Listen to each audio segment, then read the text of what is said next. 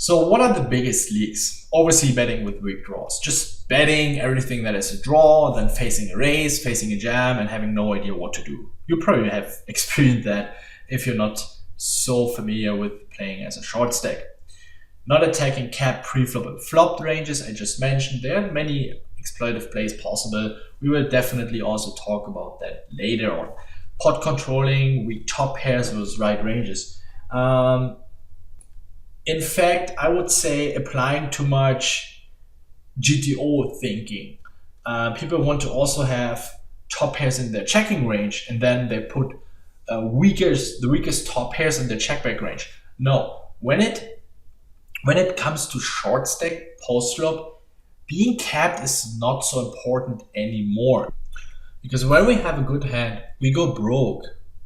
When we have a good hand and we have 50, 60, 70, 80 big blinds deep, we cannot just go broke with a decent top pair or let's say bottom two pair on certain board textures. We have to be careful.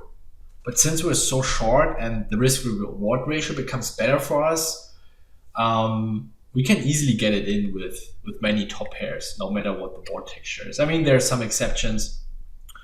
So don't make the mistake, especially on board textures where people can easily float you. And you definitely want to bet very wide, very light for value. Yeah, playing to passive out of position. There's certain spots where we should check raise quite wide. I'm also going to show you examples later. And underestimating the concept of protection game, yeah, at all. But I want to give you here the first example of what I mean by c-betting more polarized, protecting your equity, and so on and so forth. So here we have the situation, me being on the button and making a very loose open raise. This is caused by the fact that the small one was very, very tight. Usually I would start playing king nine off and better because otherwise the blinds could just rejam insanely wide on me.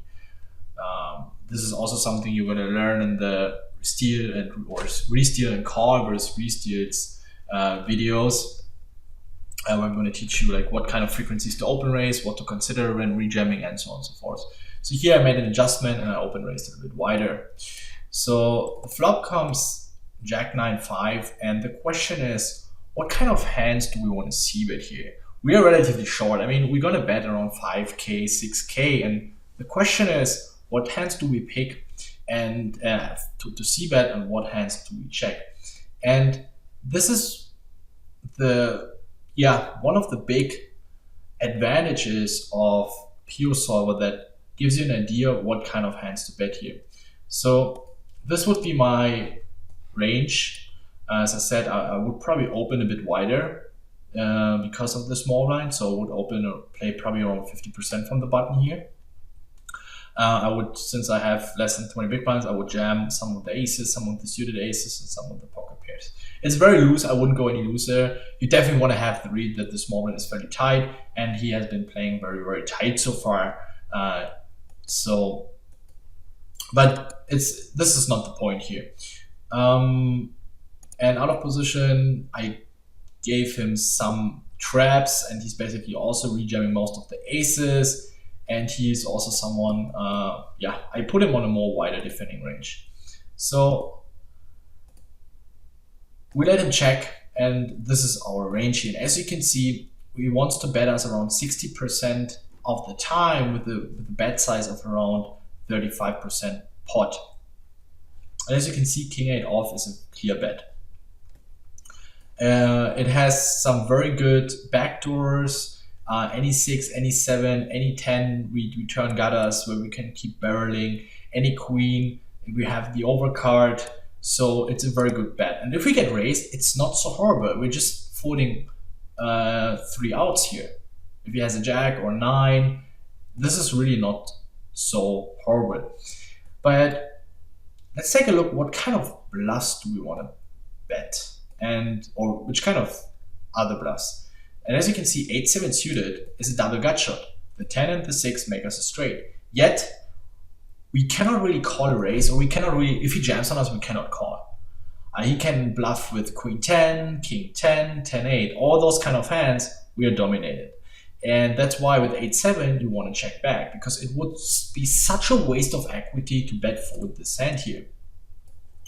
8-7, we check back. 6-7 though, it is more a reasonable bet, because we're just folding a gut shot. Again, here he also is advising to check it back, because we still have the gut shot. I really don't mind betting this combo here, and as you can see, the EVs are relatively close together. Also 10-8 suited, again. It's probably a better bet than 8-7, because we have also the 10, but we are behind against king 10, queen 10, these kind of hands, or even a hand like queen 8.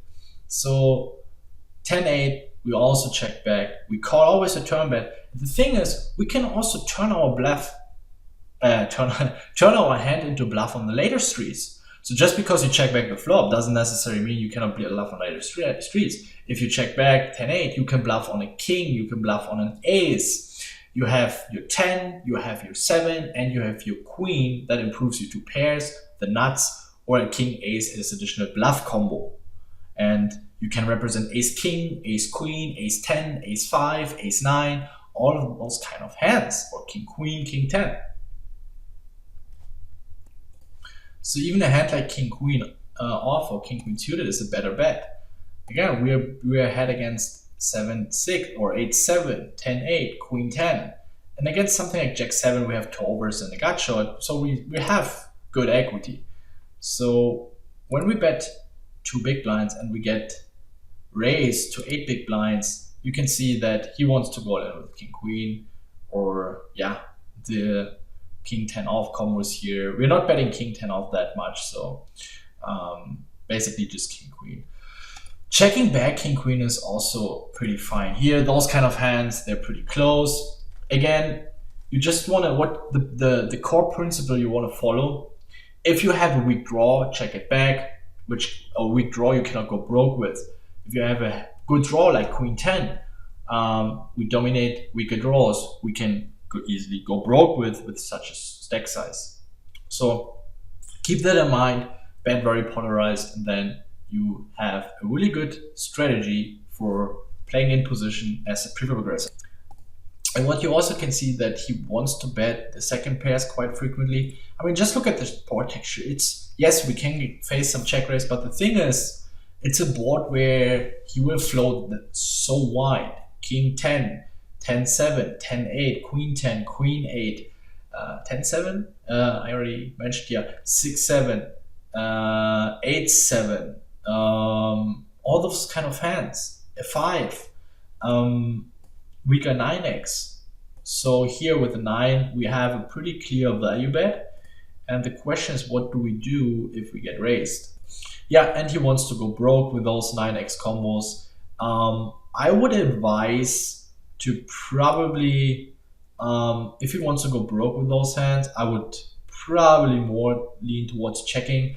In cash games, if you play a short stack game, you should bet. But remember, in tournaments, you will also want to protect your stack.